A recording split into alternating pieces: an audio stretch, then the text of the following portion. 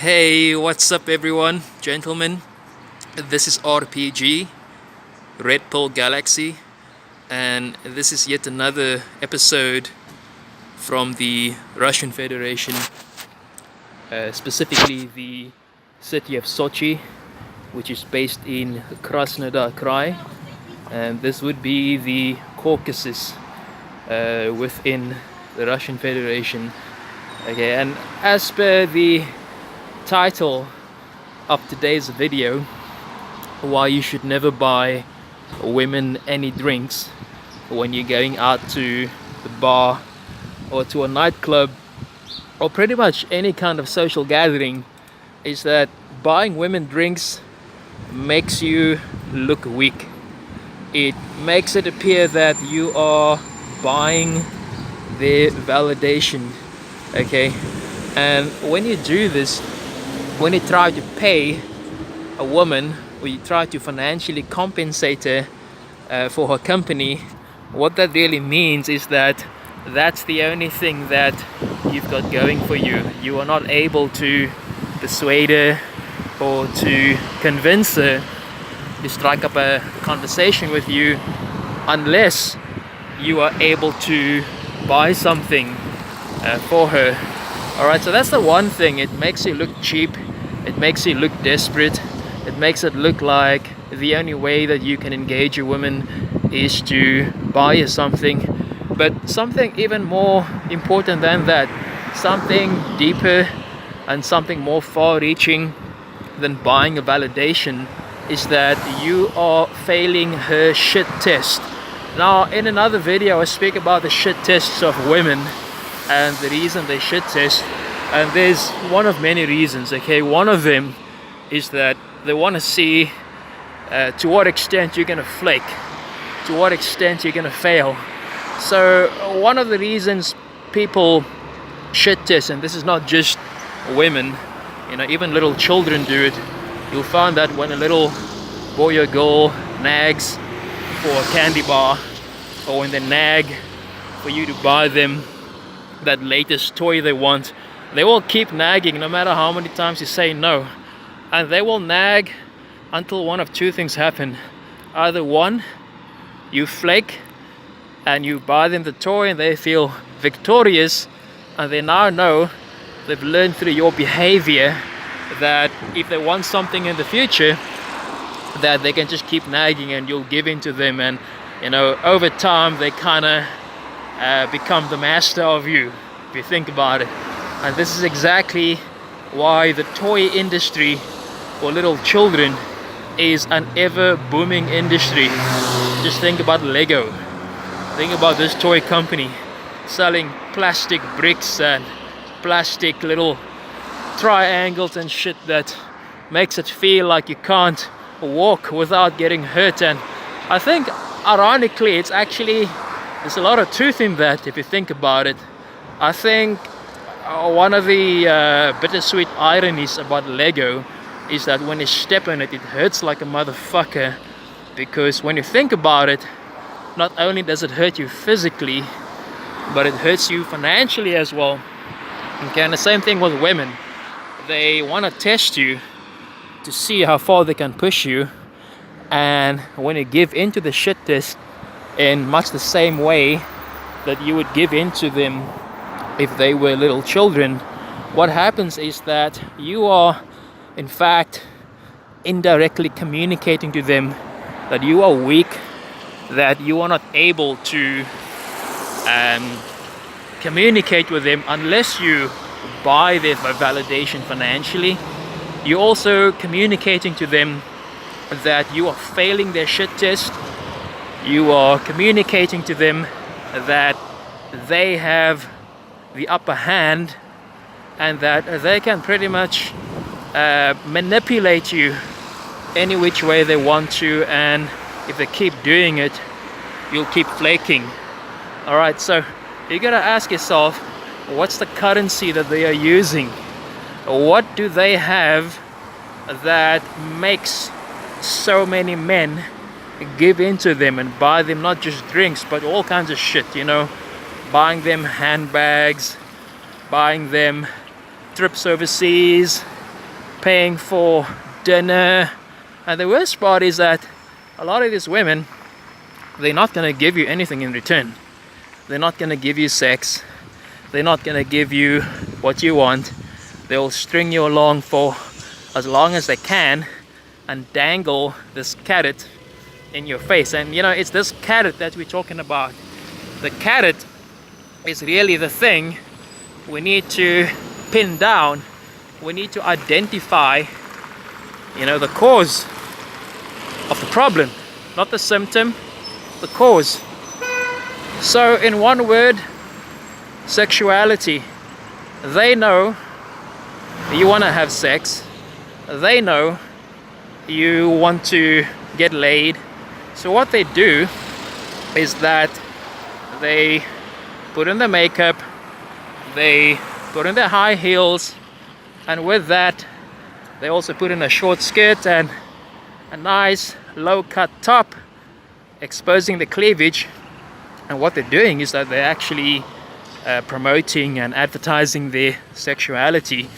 And funny enough, guys, I actually work in the advertising industry, more specifically in direct software sales, and you'll find that generally in the advertising and marketing industry there's an ever-growing trend of women dominating this industry. And it makes sense if you think about it. They know how to package, they know how to advertise, they know how to manipulate, they know how to get men to fund their lifestyle merely by packaging and presenting themselves in a sexual fashion. And they know that men are going to fall for it, pay for the drinks, pay for the dinner, pay for the overseas trips, pay for the handbags, pretty much pay for everything they don't want to pay for, and then not give you sex. And then what happens is that at the end of the night, you've bought not only her, but possibly some of her friends, not just one round of drinks, but quite a few rounds of drinks. And then the moment you make any kind of suggestion that might be sexual, in other words, you haven't come out and directly asked her for sex, you just said, you know, so shall we go somewhere, and you want to take this somewhere else, or why don't you come over to my place and we'll have a few drinks there, you know, very subtly, very covertly communicating that you are interested in taking this further in a sexual manner. And they'll call you a misogynist, they'll call you somebody looking at them as prostitutes. They will ask you questions like, who the fuck do you think I am? Or what the fuck do you think I am? They will ask you, do you think I'm a hooker? When in fact, that's exactly what they are. Now actually, when you think about it, they're actually worse than hookers. They're worse than fucking prostitutes. Now the big question is why? Why do I equate women using men to pay for their drinks? Why do I say that they are worse than prostitutes? Think about it. With a prostitute, you know what you're getting for what price. You'll put down a certain amount of money that you both agree on, and she'll do whatever you agreed for her to do. Right. But when you pay for drinks, for dinner, for all kinds of bullshit that she demands of you, okay, that's what you've done for her. So you've compensated her, but the minute you expect something in return, whether that be something sexual or even not that, you know, some men actually, they just want company, they just want conversation, they want non-sexual attention. And it's been reported widely in different media sources that I'm talking about actual documented interviews with prostitutes.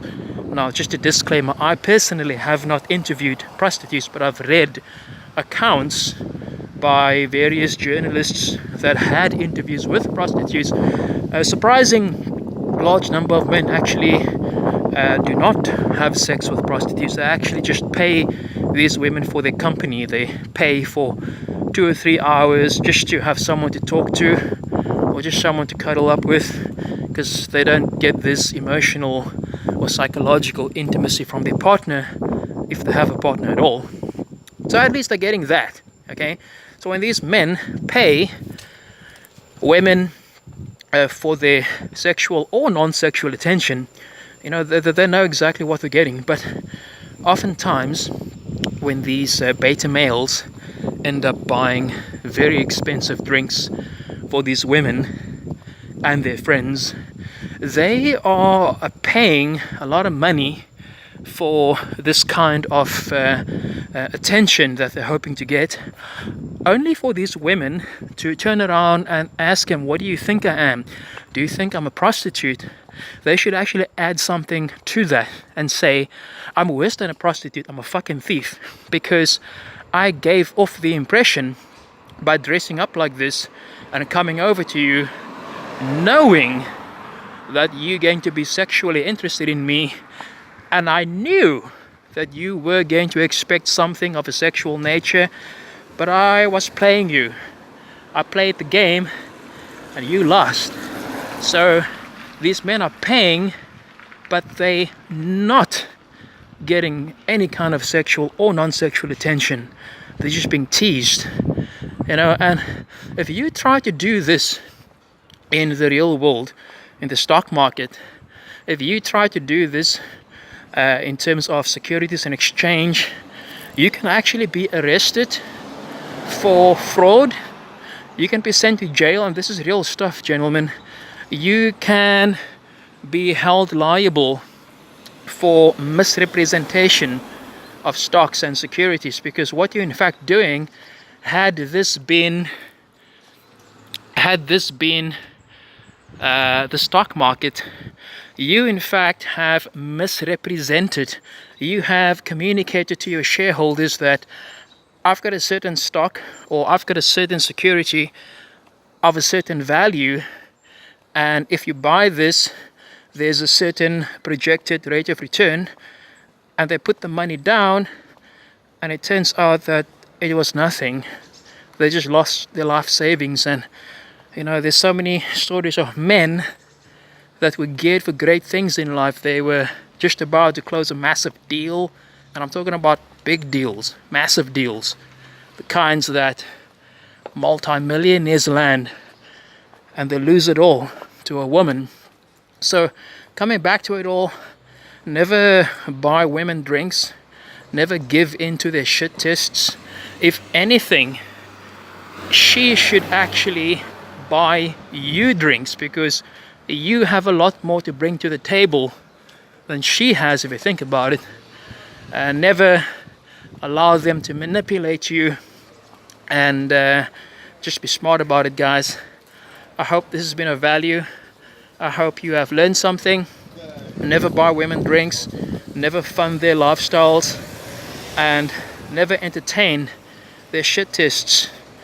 Okay, and make sure you get something out of the deal, no matter what it is that you want, whether you want sexual or non-sexual attention. Make sure it's an even trade, because at the end of the day, every relationship is transactional, with the exception of your immediate family, your brothers, your sisters, your mom and dad. There's no transactions taking place there. You're bound by blood. But everything else, even your best friend, you're with your best friend because he or she, they bring value to your life. They make you feel good. They give you good advice. They tell you where you're going wrong, and they stick up for you. They're there to help you in both the good and the bad times, and in return you do the same for them.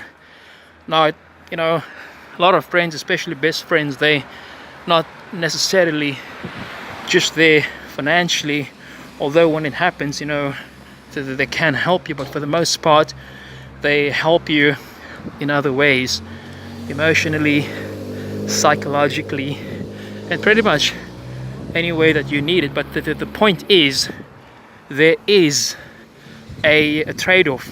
That is what they're giving you, and that is what you do for them in return.